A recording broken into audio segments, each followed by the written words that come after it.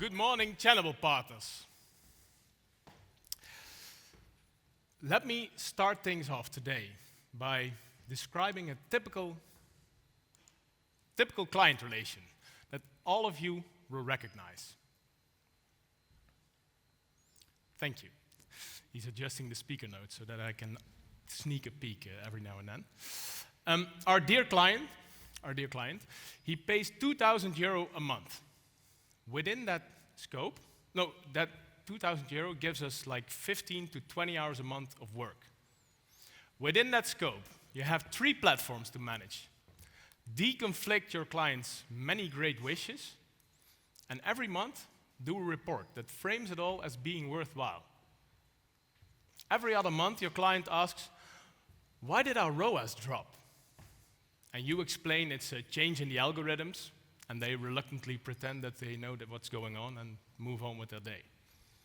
Meanwhile, though, churn in virtually every marketing agency is slowly but steadily increasing, which is strange, because we used to just trade clients with each other, right?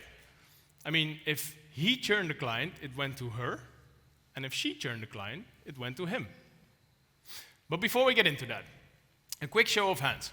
Who of you has gotten questions from their clients in the last 3 months regarding faster delivery or cheaper prices, lower prices due to AI?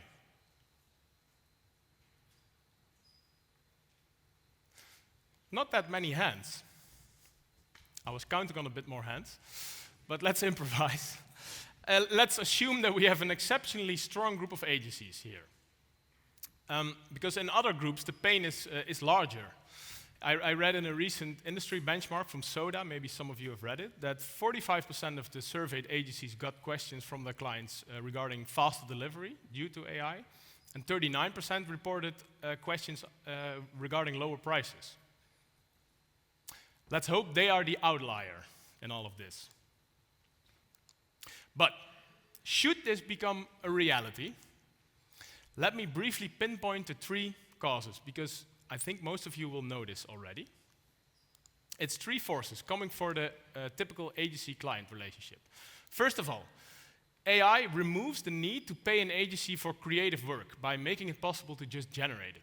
Just last month, Unilever did a big announcement that they built a completely new studio for their beauty brands, such as Dove and Vaseline. It's completely run by AI, and before, they used to have, on average, 20 creative assets per campaign, and now they have 400 at the same quality level, or so they say, for half the budget. Speaking of ROI. The second force. Big tech is removing the need to pay an agency, to put manual work in. That's how I should say it. Just look at the proof. This is cool. I did some digging, and I've made the Google AdWords automation timeline. 15 years ago, I'm sure some of you will remember, it was quite a lot of work to manage AdWords campaigns for clients. You had to do manual bidding on all your keywords. You had to do A/B testing by hand for all your ad copy, and all that other good stuff that seems like ancient history right now. It's all been automated. Back to the 3 forces. So big tech is removing the manual work, and eventually aims to cut you guys out entirely. Just look at Zook's quote.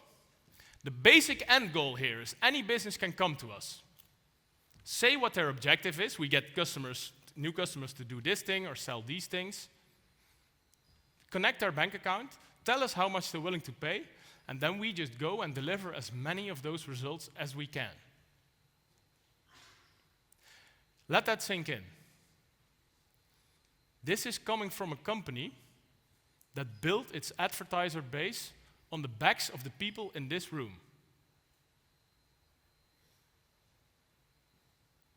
Agencies taught SMBs how to run Facebook ads. You built Meta's long tail, and now they're building the tools to cut you out. Now that's not very partner-like, is it? But enough re-emphasizing the urgency, because there's enough of that already out there. I want you to zoom out with me today and not talk about how things are today, but how they should be tomorrow. As EO said, I've helped around 100 agencies move in this direction and looked under the hoods of 100 more. So I've developed some ideas. Some of them may sound like a bit distant. In Dutch, we say a far from my bed show. And that thoughts like, that doesn't sound like us, or there would be too much to change. But I assure you, elements of this are being implemented by marketing agencies as we speak. And if one thing is clear, it is that we need a new plan if we're to thrive as an industry. So let me share mine. Basically, I see two paths in front of us, and they're complete opposites from each other, hence they form a spectrum. The first is optimizing for efficiency. You're defending the current model by becoming way faster at it. Some of you will survive, especially those with very good and famous reputations. But it'll be hard because you're directly competing with Silicon Valley's infinite resources and hunger for cash flow. The alternative is optimizing for business impact. No longer will you build your reputation on the things that you do, like SEO or SEA. Instead, you'll get known for the business problems that you solve. Moving from accountability for activities to accountability for outcomes. What do I mean by that? These are the questions you guys get from your clients today. Start with geo. Improve our POAS. Increase our conversion. Most marketing agencies think of themselves and position themselves as full service, offering the whole menu, SEO, SEA, social, analytics, you name it. But if you take an honest look, in a lot of cases, it's a mile wide and an inch deep. The focus is on breadth, and breadth is exactly what's being automated. The alternative is depth. These are the business problems that keep CEOs up at night. We have exploding competition from cheap Asian alternatives. Just 2 days ago, I read that JD, the Chinese retailer, is coming to the Netherlands, offering premium brands at, on average, 25% below the market price. We've got severe challenges around our European expansion. It's very hard to sell those Spanish people our stuff. And we're bleeding traffic from our web shops towards those damn LLMs, social platforms, and marketplaces. They all want the conversion for themselves. Right now, your clients have these problems. The problem is, they don't ask you to solve them. They ask you to implement the solution that they came up with themselves. That's like going to the doctor and saying, I have a bit of a knee pain. Can I lie down here and you put a new knee in, okay? A good doctor will, of course, never do that. Just as you know that geo or social might be part of the solution, but in most cases, it's not the complete solution for the problem in front of you. The problem is you don't get the space to question that. And the number one reason is that you're known for the discipline. We are a performance marketing agency. What's needed is you need to move the conversation away from what you do. Instead, you need to get known as the company to call in a specific, urgent business situation. The good thing is then it also matters less how you solve that problem. And that's convenient in a time where the how is quickly changing, basically every week. Full scope agencies, they pick a business problem, not a channel, a problem, and then they build the capability to solve that problem end to end. It all boils down to one question. Are you selling tactics or transformation? Because one is easy to automate and the other is not. Most agencies say they do strategy, but let me tell you, there is no such thing as SEO strategy. That's tactical planning. Very important, but it's not strategy. Silicon Valley will always focus on the stuff that can be generated or automated. They won't layer the messy thing called human nature on top. The incentives simply aren't there. They will just skip the problems that require human sensitivity, taste, judgment, original thinking. There's easier problems to solve. They won't go for the stuff that we can do because we're actually humans. Full scope agencies sacrifice superficial breadth for strategic depth, because that's the only thing that will enable them to tell a CEO stuff about her workday that she did not know already in the first time you meet with her. And only that will give her the level of trust that she will never be able to get out of a platform. Done well, you'll end up with a completely different company. 1/3 of it will be consultancy, giving you a seat at the strategy table long before the briefing has been written. 1/3 will remain agency, giving you the innovation and execution power to actually deliver on your advice. And 1/3 will be SaaS, giving you a more healthy respect for the need for standardization, finally breaking the linear correlation between growth and adding people, adding headcount in your agency. That's not sustainable, especially not in this day and age.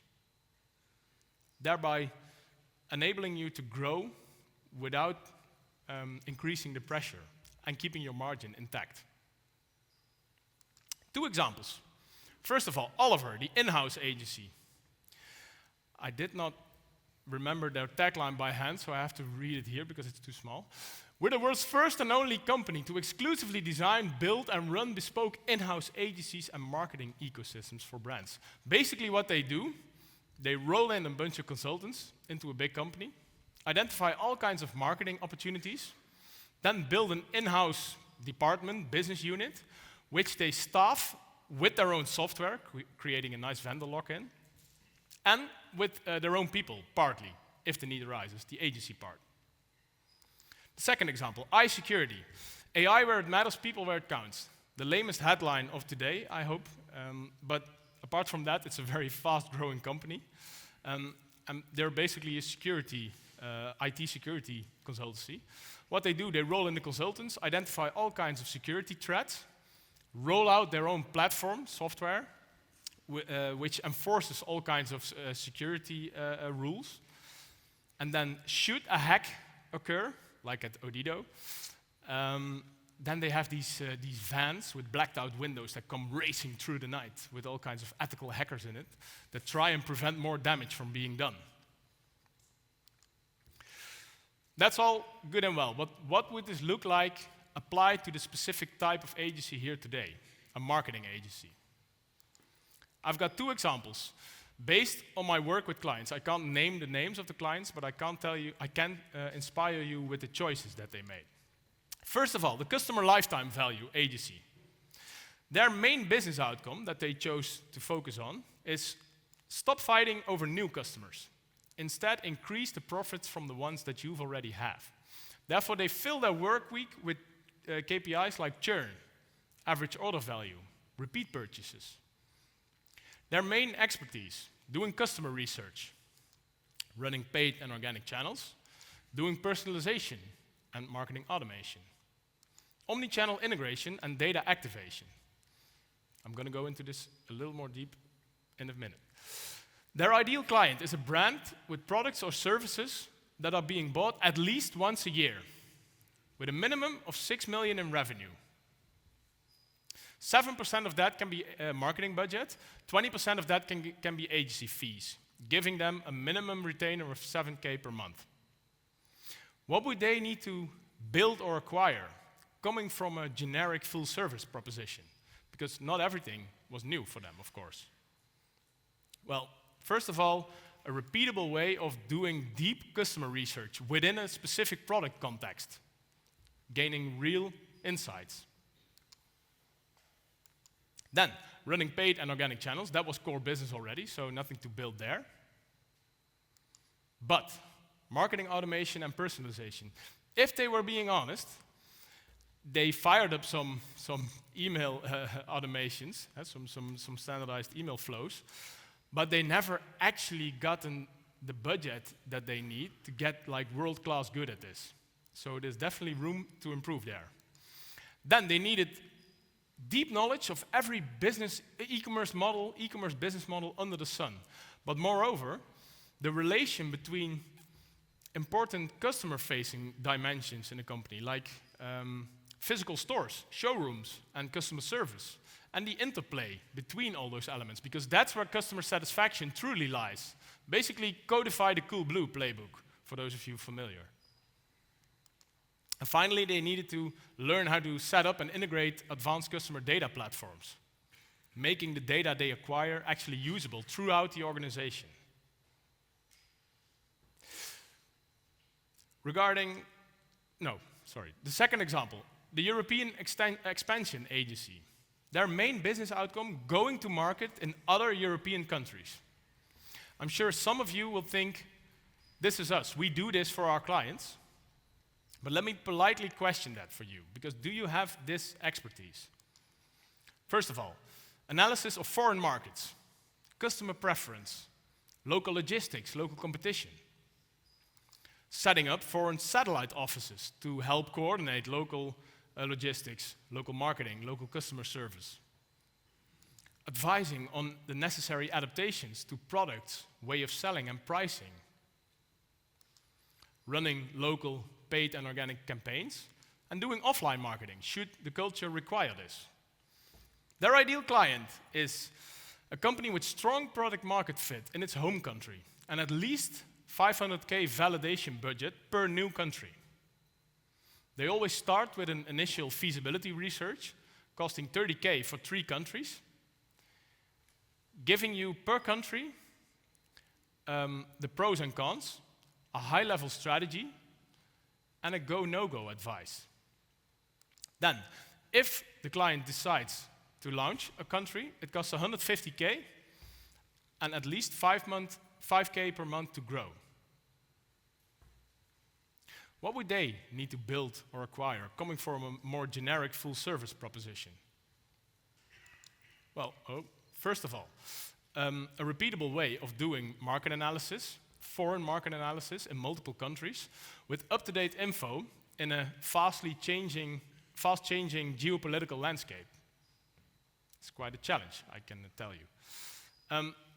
Then a European network of local agents that can help setting up these offices. Deep knowledge of all European markets. What do people buy there? Why do they buy that, and how? Learning about these Spanish people, how to sell them stuff. And then adjusting our paid and organic campaigns based on that. And having a few preferred offline channels per country and the local media partners to actually be able to launch them. Notice what changed for our 2 full-scope agencies. It's a different relation that's much more strategic in nature, with a different buyer. You bet the CEO and the CFO are involved in this, because the problem being solved is not running better campaigns. It's ensuring future profitability and growth through uncertain bets. That's strategy. That's the core business of the C-suite. And therefore, they can command a very different price. Because they work the same problems, they don't reinvent the wheel with every client.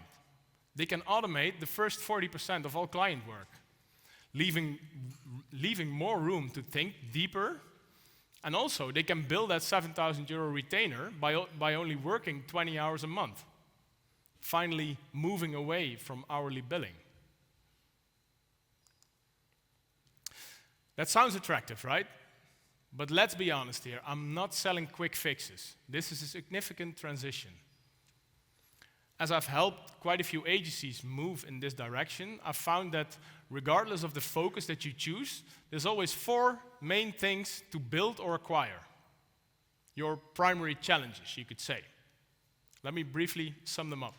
First of all, you need deeper knowledge of your chosen business problem.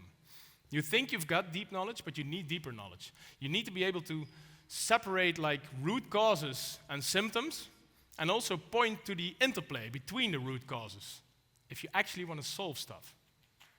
For example, if you give me the gross margin per FTE in your agency, the number of active clients that you're currently serving, and the number of eaters versus earners, I will give you the 3 most likely causes that you're underperforming the market right now.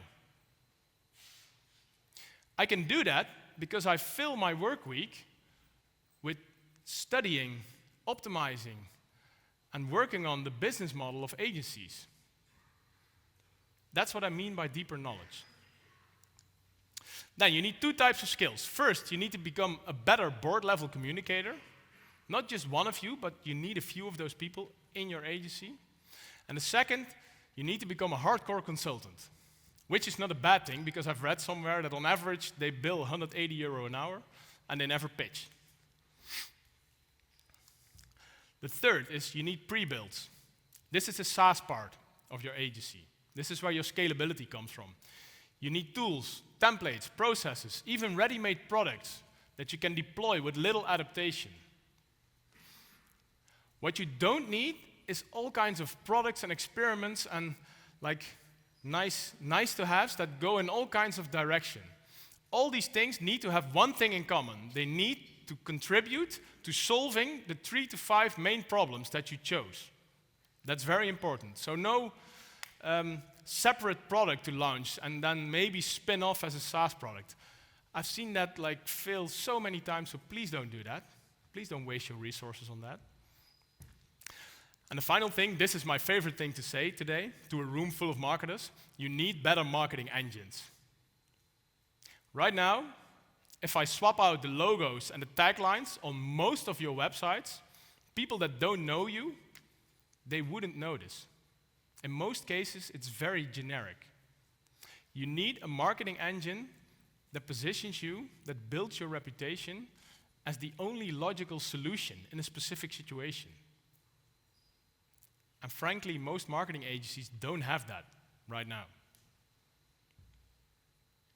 Your timeline, based on my experience, you need 6 months to make the hard positioning choices, choosing what problem to focus on, for example, and also choosing how you're going to frame that in the market.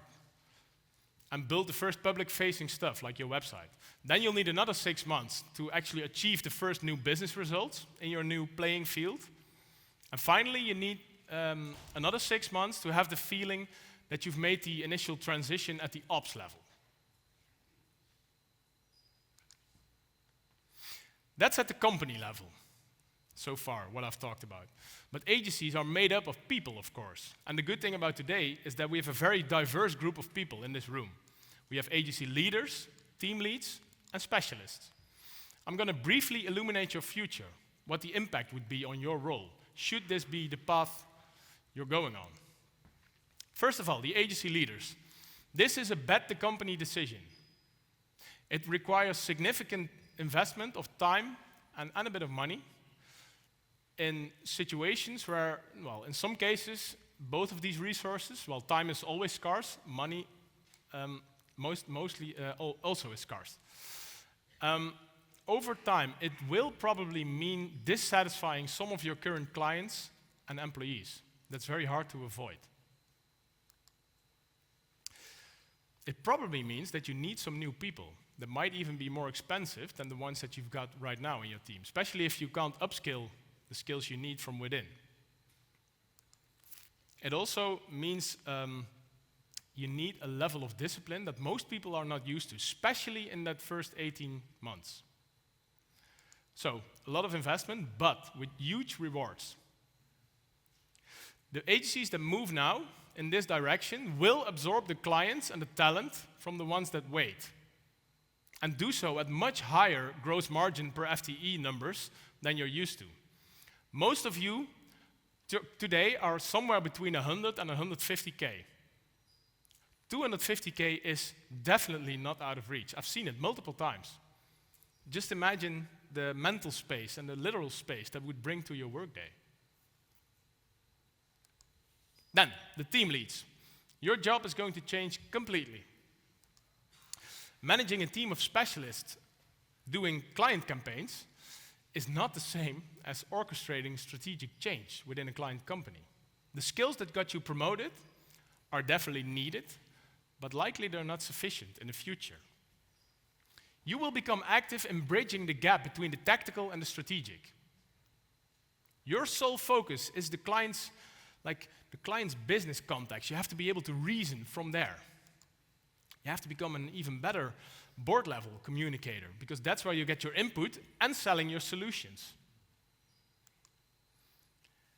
You have to be able to translate like real business problems to actually achievable solutions. Going from hardcore consultant and communicative leader and back, sometimes in the same meeting. Again, a lot of work and investment, but with significant reward, because these are the skills necessary to thrive as a future leader and knowledge worker. Then, the specialists, the people actually doing the work, right? Well, good news, you're the lucky ones. Because if your bosses decide this is the way to go, then it basically ensures your relevance in the future. Plus, it will be a lot of fun. First of all, you get the benefit of bigger engagement, which means less context switching, no more working for 5 clients in one day. Finally having the budget to do it properly. You'll start building skills and knowledge that compound over time. You get deeper knowledge of that specific business situation that your agency focuses on. And you get to experiment with all the different aspects and ways to solve that problem, not just spinning up campaigns.